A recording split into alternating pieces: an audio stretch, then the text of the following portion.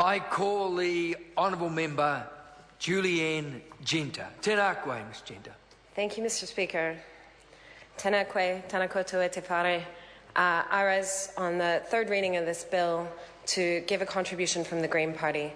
The Green Party is working towards a smarter, greener economy to support all New Zealanders. What we really want is a fairer New Zealand and one where everyone has a chance and has a fair go. And at the moment, unfortunately, New Zealand, like many other rich countries, is seeing an increasing concentration of wealth amongst a small group of people, and things are becoming more and more difficult for those on the lower end of the spectrum. Those who are on lower incomes, minimum wage is not really high enough to meet all of the needs that people need to raise a family. And it's unacceptable. And it's for that reason, it's within this context of inequality and worsening inequality that this legislation has come before the House to deal with the problem of third-tier lenders and loan sharks.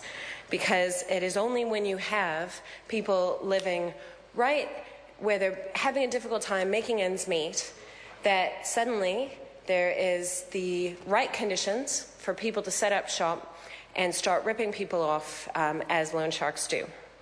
So we know that we have a serious problem and that third-tier lenders or loan sharks have increasingly, we've seen a proliferation of them in areas like South Auckland, in Porirua, and those communities where people have been struggling and there's been a loss of jobs and increasing power prices, increasing house prices.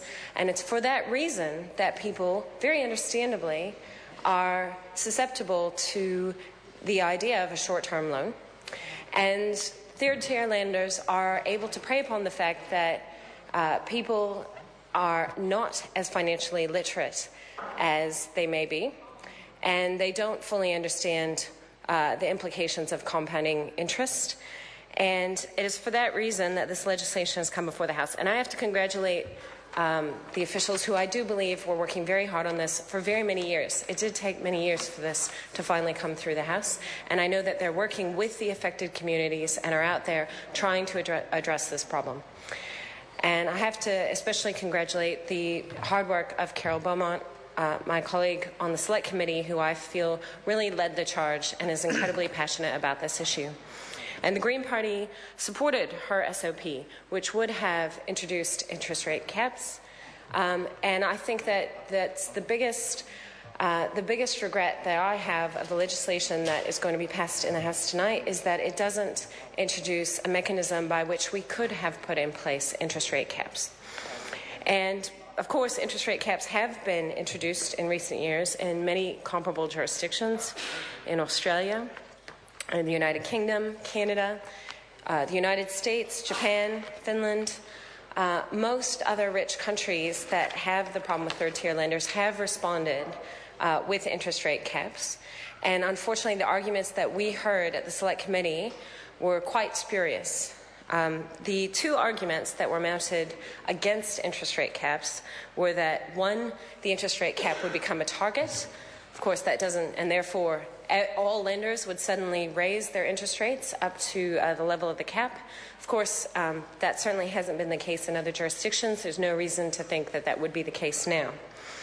And the second reason was that they would reduce access to short-term credit.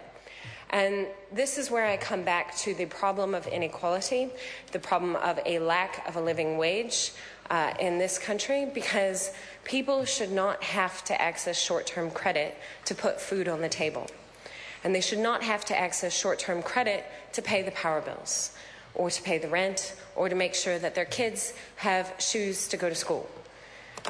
If these households don't have the means for the basics, then that is a fundamental problem that we need to address. And it's not a problem of, well, we're just going to not put on interest rate caps and ultimately we're going to continue having the problem of spiraling out of control debt, which is not good for our economy, it's not good for our people, because that's what will happen. is entirely possible. Look, I would like to believe that the principles and the framework that's been set out in this legislation will be enough to address the problem. I hope that it is. But in the case that it is not, how many years are we going to have to wait for a real solution? Because it took several years for this to come before the House. And that's what would have to happen again if, after several years, we find that this simply wasn't enough. We should have at least put in place the possibility of introducing an interest rate cap, let it be completely independent from government, let it be the Reserve Bank, let it be someone else who decides, but at least you'd have the framework in place and you could try it and see what happens. See if it works, see if it doesn't work. Unfortunately, it could take years. If this isn't enough, it could take years for us to actually address the problem. And I think that the problems that we need to address are not simply interest rate caps.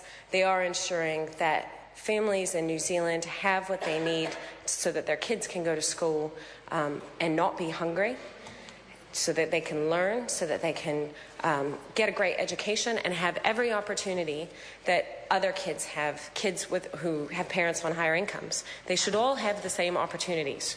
And that's why the Green Party has introduced a number of positive solutions, like our School Hubs plan, which will be looking after kids, so that we'd be continuing to roll out the home insulation program, which the Minister is quite happy to cut short.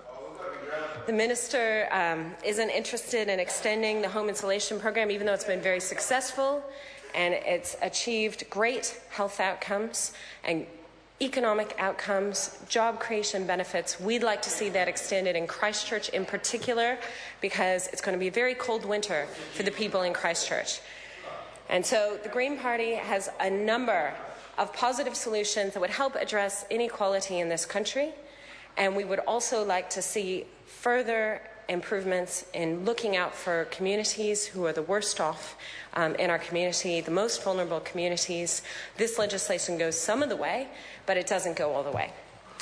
And so the Green Party will be working towards a smarter, greener economy and a fairer New Zealand for all New Zealanders, not just those at the top. Thank you, Mr. Speaker. Speaker.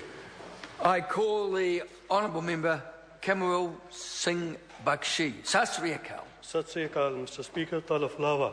This is a Samoan week, so I want to greet you in the Samoan language.